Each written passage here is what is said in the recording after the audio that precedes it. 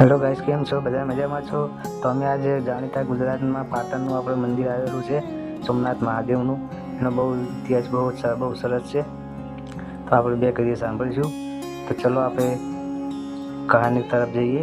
તે પહેલાં આપણે જય દ્વારકાધીશ, જય સોમનાથ, જય માતાજી મિત્રો. તો આપ સૌને જણાવવાનું છે કે આ બહુ સ્ટોરીમાં બહુ મજા આવવાની છે. બે કડી સાંભળજો, બરાબર? તો આપણે ચાલુ કરીએ સ્ટોરી.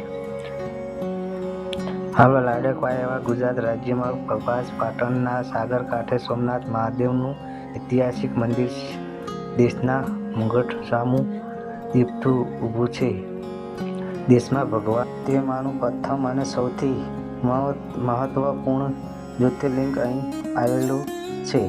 સોમનાથનો ઉલ્લેખ અતિ પ્રાચીન ઋગ્વેદના પણ થયો છે. મંદિરની પ્રખ્યાતિ લલચાઈને લૂંટ થતા ધર્માંતરણ કરવાને ઈરાદે આવેલા અનેક વિનાશકારી વિદેશી આક્રમણકારો સામે આજે પણ સોમનાથનું આ મંદિર અડીખમ રહ્યું છે.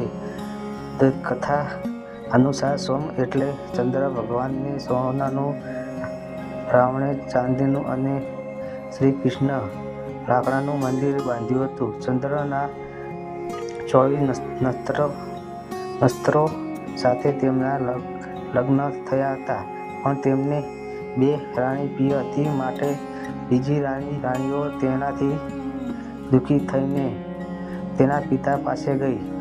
દક્ષ રાજાએ ચંદ્રને તેની શક્તિ ક્ષીણ થવાનો શ્રાપ આપ્યો. ત્યારે તેણે આ ક્ષેત્રમાં શિવજીની મહામૂર્તિચંડ મંત્રથી પૂજા કરી હતી. તે બાદ શિવજીની કૃપાથી 15 દિવસ અજવાળું અને 15 દિવસ અંધારું ચંદ્ર થાય છે, માટે તેમણે અહીં ભગવાન શિવે તેમની જ્યોતિ સ્થાપિત કરી તે સોમનાથ નામની જાણીતું થયું. સોમનાથનું પહેલું મંદિર 2000 વર્ષ પહેલાં અસ્તિત્વમાં આવ્યું હોવાનું કહેવાય છે. 649 સાલમાં વલભી રાજાએ મૈત્ર કે પહેલા મંદિરનો જીર્ણોદ્ધાર કરી તેના સ્થાને બીજી મંદિર બનાવ્યું. 825 સાલમાં સિંધના આરબ શાસક જુનાયદે તેની સેના લઈ મંદિર પર હુમલો કરી મંદિરનો નાશ કર્યો હતો. અત્યાર રાજા નાગભટ્ટુ બીજાએ 815માં ત્રીજી વખત લાલ પથ્થર, રેતીયો પથ્થર વાપરી મંદિરનું નિર્માણ કર્યું.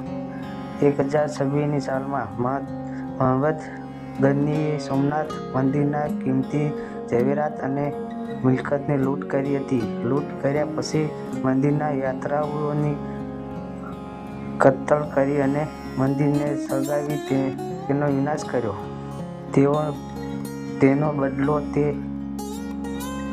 તેનો બદલો લેતા અનહિલી પાટણના રાજા ભીમદેવ સોલંકીએ તેના સાથે મહંમદ ગઝનીને કચ્છના રણમાં દફન કરી દીધો હતો અને સન 1026 સોમનાથના મંદિરનું નવ નિર્માણ કરવાનું શરૂ કર્યું, જેથી 1042માં પૂર્ણ થયું. ત્યારબાદ ગુજરાતના નાથ એવા સિદ્ધરાજ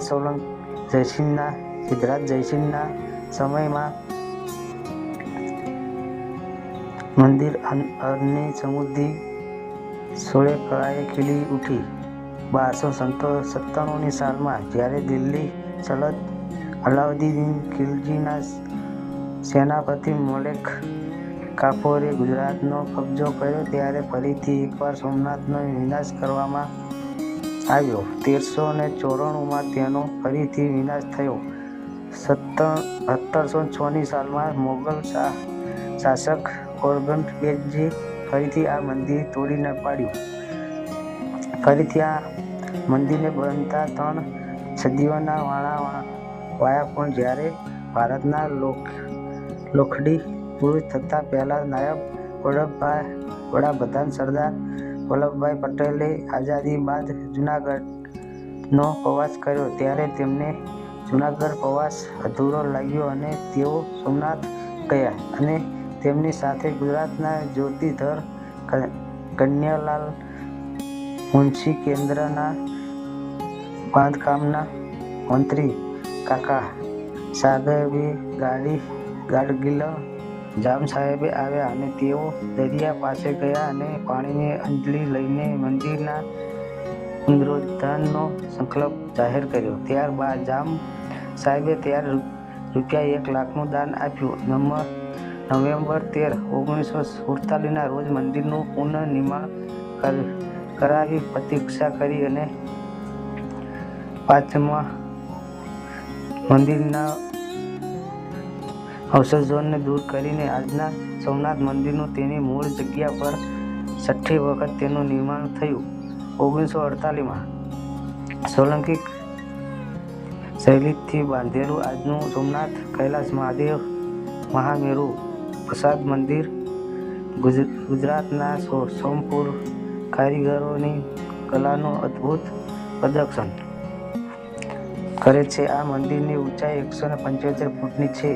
શિખર પર કળશ અને ભોજન એ શિવની અદ્ભુત થાય છે. છેલ્લા 800 વર્ષમાં આ પ્રકારનું નિર્માણ થયું નથી. 1951માં ડૉક્ટર રાજેન્દ્ર પ્રસાદના હસ્તે પણ પ્રતિષ્ઠા કરવામાં આવી, જેથી 2000 વર્ષોથી શંકરની પૂજાની અતૂટ પરંપરા આ ક્ષેત્રમાં રહી છે. નજીકમાં ઉતુંગ શિખર પર દ્રષ્ટિ રાખીને ઊભેલા સરદારની પ્રતિમા મૂકવામાં આવી છે.